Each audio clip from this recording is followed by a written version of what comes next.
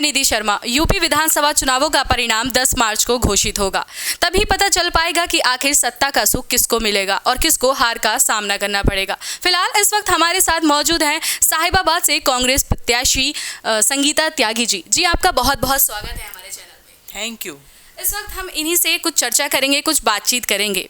जी, तो हमारा सबसे पहला क्वेश्चन ये है कि बीजेपी से पहले जो पिछले सुनील शर्मा थे, उन्होंने कांग्रेस के अमरपाल शर्मा को करीब 1.5 लाख वोटों से हराया था। तो इस बार क्या जनता आप पर भरोसा जता पाएगी? इससे अधिक मार्जिन के साथ आप अपने विरोधी को हरा पाएंगी?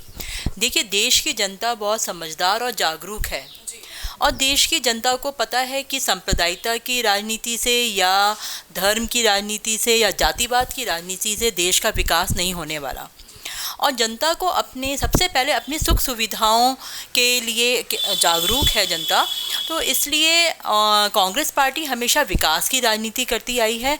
तो जीत हमारी पक्का होगी और अच्छे मार्जिन के साथ जीत होगी। आप अपने विरोधी को इससे अधिक मार्जिन के साथ हरा पाएंगे?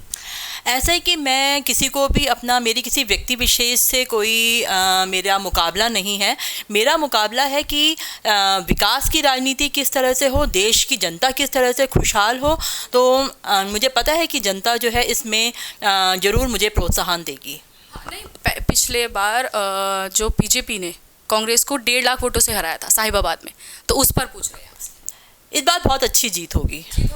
अच्छा, चलिए ये बताइए, अगर आप जीतती हैं तो ऐसा कौन सा कार्य होगा सबसे पहले जो आप अपने क्षेत्र में कराएंगी? इस क्षेत्र में मैं जितनी जगहों पर घूमी हूँ तो मैंने ये देखा है कि 5 साल में विकास के नाम पर कुछ नहीं हुआ है। क्योंकि बहुत सारे क्षेत्र मैंने घूमे अपने कैंपेनिंग के दौरान। जैसे खोड़ा गए, खोड़ा में बिल्कुल पानी की व्यवस्था नहीं है, पीने का पानी नहीं है। सड़क की व्यवस्था तो हर जगह पर विधानसभा के जितने भी क्षेत्र आते हैं वहाँ पे सड़क की व्यवस्था बहुत ख़राब है। कुछ जगहों पर ऐसा भी है कि जो बिजली के तार हैं, लोग बिजली के तारों के बीच में रह रहे हैं और अगर कभी भी उन तारों में करंट आ जाएगा तो पता नहीं कितनी जानें जा सकती हैं। गवर्नमेंट स्कूल नहीं है, गवर्नमेंट हॉस्पिटल नहीं है। और मैं शिक्षिका भी हूँ, तो मेरा सबसे पहले यही उद्देश्य रहेगा कि जो लोगों के रोज़मर्रा की चीज़ें हैं, पहले वो लोगों की सुविधाएं उनको प्राप्त हों जो अभी तक 5 सालों में नहीं हुई हैं। और एक मैं अपना यह भी लक्ष्य रखूँगी कि मैं जनता के बीच में रहूँ।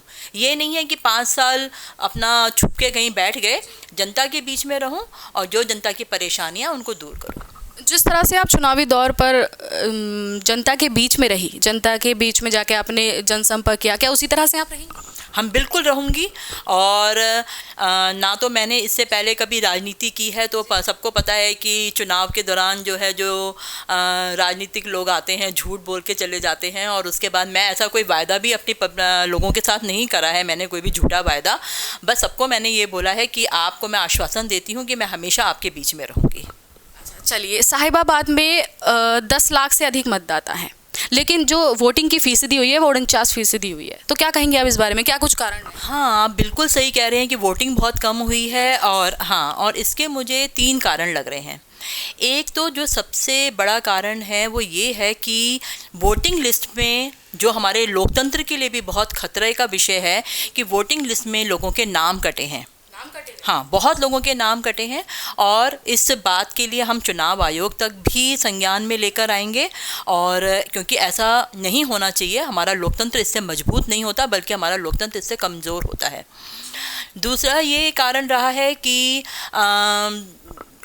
जो पोलिंग सेंटर्स थे वो लोगों के घरों से बहुत दूर थे। मैंने बहुत लोगों से बात की तो उन्होंने बताया कि रहते हम खोड़ा में हैं और पोलिंग सेंटर हमारा राजेंद्र नगर में है। तो लोगों ने इससे भी अपना फिर जाने से जो है लोग कतराए, नहीं गए दूर। और एक जो बीजेपी का जो कोर वोटर है, जो हमेशा बीजेपी को ही वोट डालता है, वो अपने जो प्रेजेंट विधायक हैं उनसे नाराज़ थे, तो वो निकले ही नहीं घर से। तो जहाँ तक मुझे लगता है कि यही 3 कारण हैं।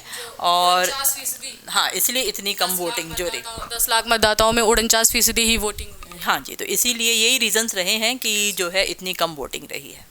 अच्छा, चलिए, कांग्रेस ने यूपी में लड़ सकती हूँ का नारा दिया है और अधिकतर महिलाओं को ही उन्होंने प्रत्याशी बनाया। क्या कुछ कहेंगी इस बारे में?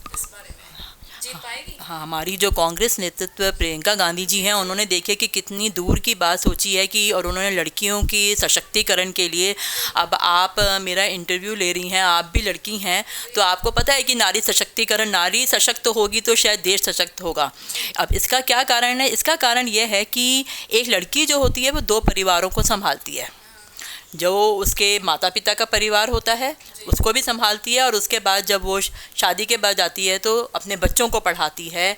लड़की शिक्षित होगी तो अपने बच्चों को भी अच्छी शिक्षा देगी, और जब शिक्षित समाज होगा तो देश भी तभी विकास कर सकता है।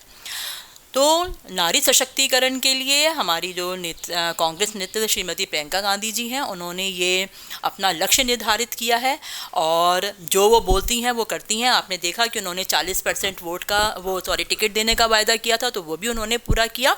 और अब मैं सिर्फ ये कहूँगी कि लड़कियाँ या नारी वो अपना घर भी चलाएगी, वो सदन भी चलाएगी और देश भी चलाएगी।